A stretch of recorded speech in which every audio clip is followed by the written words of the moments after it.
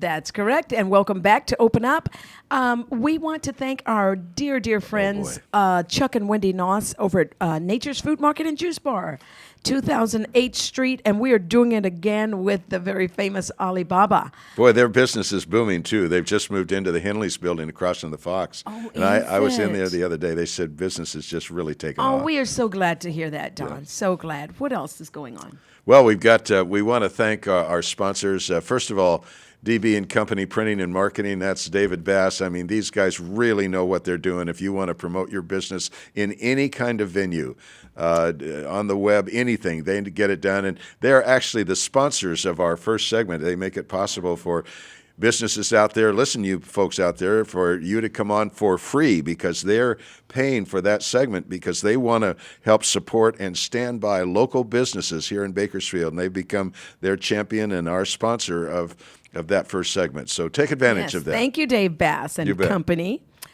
Legal Shield. Legal Shield, you bet. Folks, would you call a lawyer if you knew and consult a lawyer if you knew you didn't have to pay $200 an hour? Well, these are the people that put you in touch with the finest law firms and for just pennies. I mean, so that you don't have to worry about the clock ticking. You can just consult a lawyer on anything that's tiny or trivial to the traumatic and difficult, and particularly about identity theft, before, during, and after. These are the folks who know how to deal with that. So there it is.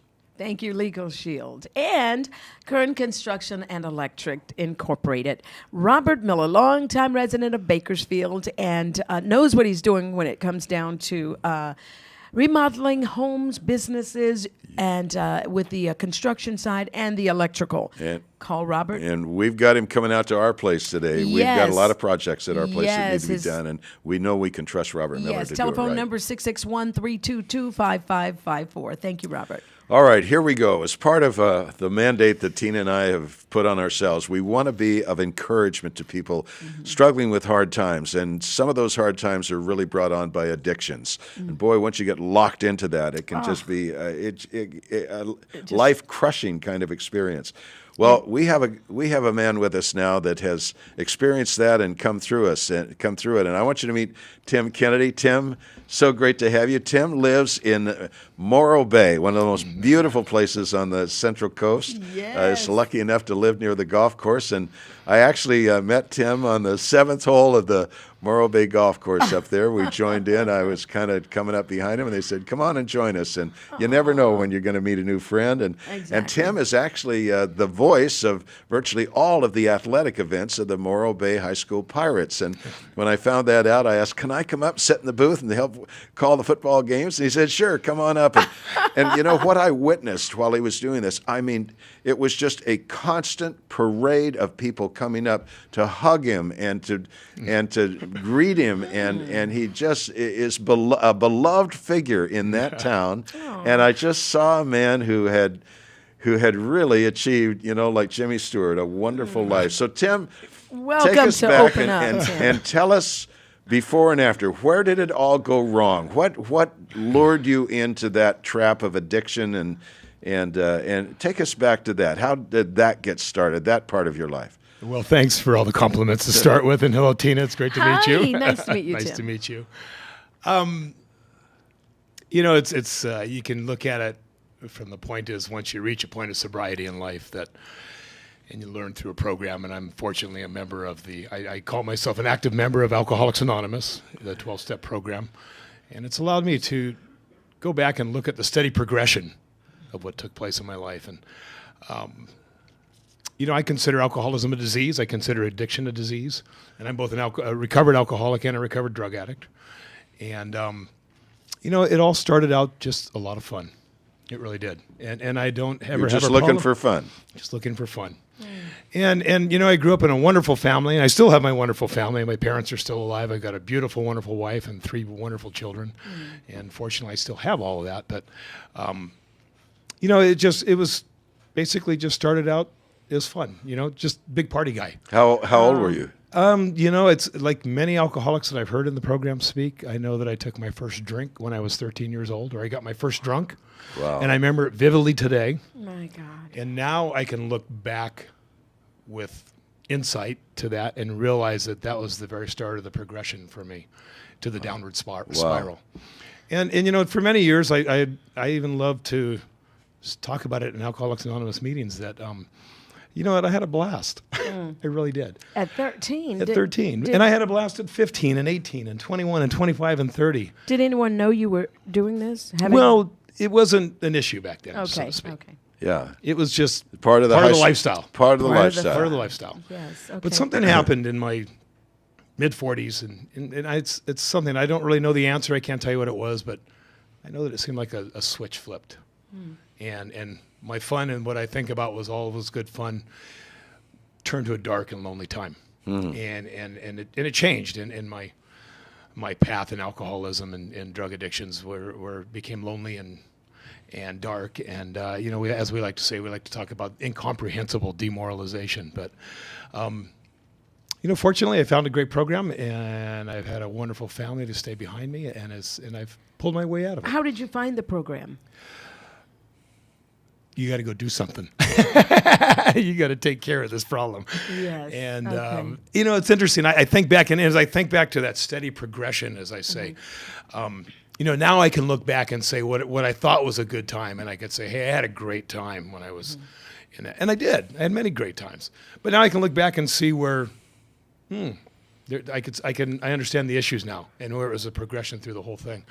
But I think back all the way to when I was a sophomore in high school and had a football coach and a math teacher that was a survivor of the Death March of Baton, and he was an alcoholic, and that's where I first started hearing about Alcoholics Anonymous was from him. And that same year too was it was in high school as my sophomore year. It was the year that The Exorcist came out, and a woman came to speak at our high school, and she was the voice of the demon in The Exorcist. Her name is Mercedes McCambridge. Oh my gosh. Oh, really? Yes, and she came to speak about alcoholism. Well, of course, everybody wanted to hear her talk about the demon in the movie and all that stuff. Right. But I had a chance to sit in the office with her later up at the school near the principal. I wasn't in trouble. I was just in there. And got to listen to her talk. And so somewhere along the line, I always had an attraction to the program of Alcoholics Anonymous, and I've always had an attraction to recovered alcoholics. There's just been something about it that attracted it to me. And in the 12-step program, we have the 12 steps and the 12 traditions. And one of my favorites that I love to share with people is the 11th tradition. It starts out with, we have a policy of attraction rather than promotion. What's that mean? It means, well, and then the step, or the tradition goes on, and it says, when it comes to radio, press, and film. And that was put forth by the early founders of Alcoholics Anonymous, because they didn't want movie stars and famous people coming into the program and then going out and professing all this stuff. They wanted the program to stay anonymous, and that keeps the program anonymous. But to me, it's not a program. We don't go out and recruit people. We don't go out and look for alcoholics, but we're there when somebody needs us. In my 3 years of work at the rescue mission, I remember we'd hear about movie stars. Well, they've gone in for a 30-day rehab, and they just laugh. There's no 30-day rehab.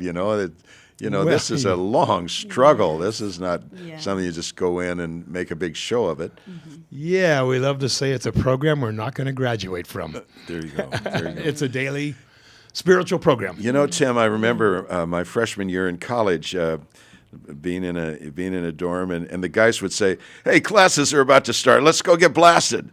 Hey, midterms are coming on. Let's go get blasted. Hey, finals are coming on. Let's go get blasted.